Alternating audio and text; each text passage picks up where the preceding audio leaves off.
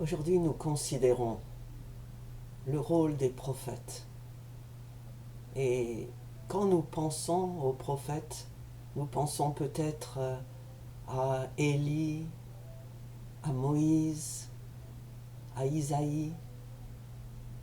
Mais les prophètes, même dans la Bible, sont beaucoup plus nombreux.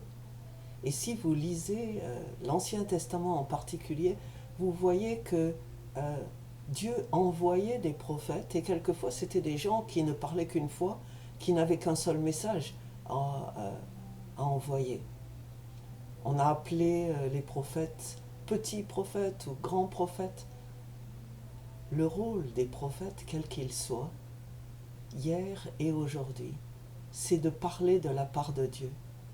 Et ça ne veut pas dire que vous allez les voir habillés de manière très spéciale et qu'ils vous disent « voilà ce que Dieu dit ». Non, ce sont des gens ordinaires aujourd'hui. Et rappelez-vous que un jour, les pharisiens parlaient à Jésus et lui disaient « dis à tes disciples de se taire ». Et Jésus leur a dit « s'ils se taisent aujourd'hui, les pierres crieront ». Et dans ce cas, les pierres elles-mêmes pouvaient annoncer ce que Dieu voulait. Nous avons vu aussi l'histoire de Balaam, un faux prophète, qui avait été invité par le roi Balak pour maudire Israël.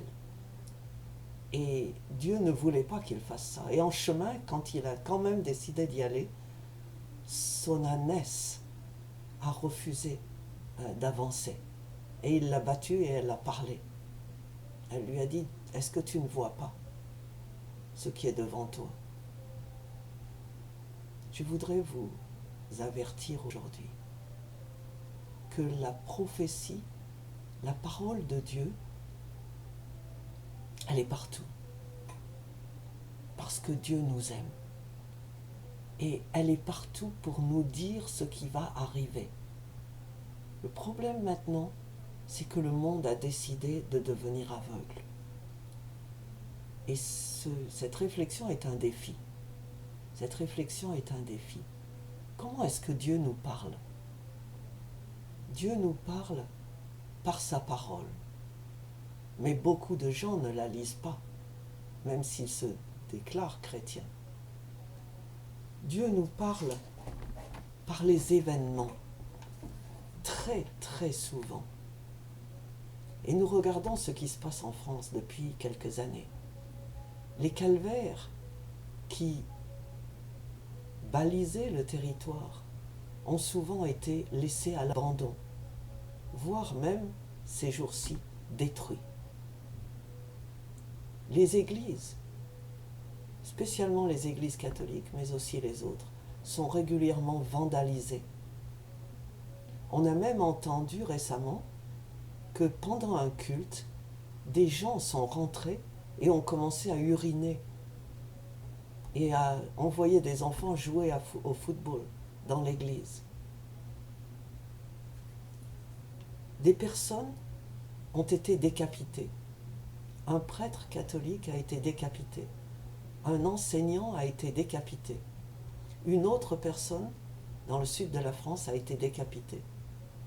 Et les meurtres se multiplient. Et très souvent, ces meurtres sont accompagnés d'un cri de guerre. Allah. Alors, qu'est-ce qui se passe ?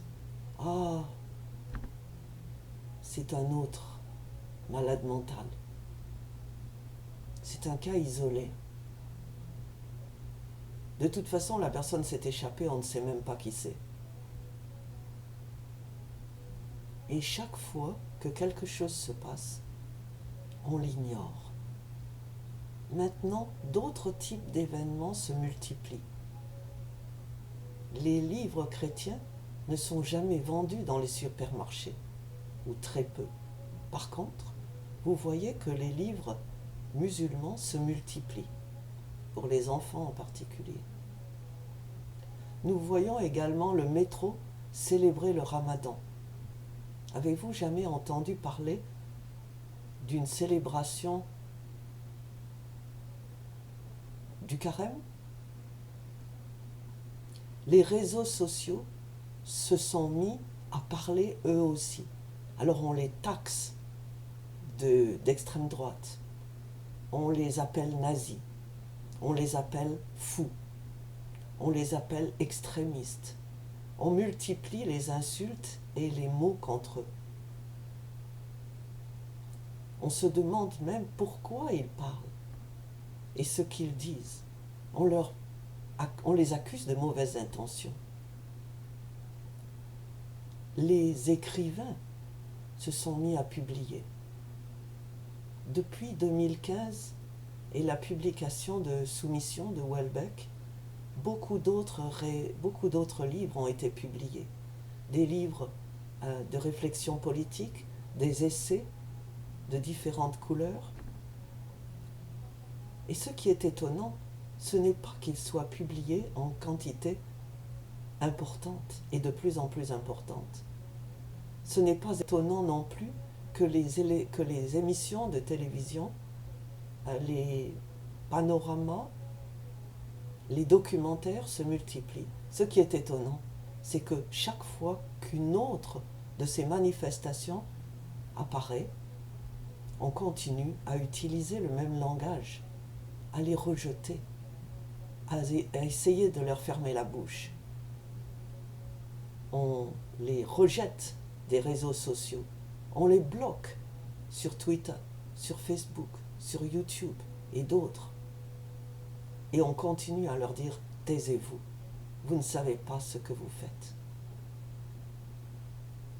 La question c'est, est-ce que vraiment c'est l'attitude à avoir? Ça n'est pas d'aujourd'hui.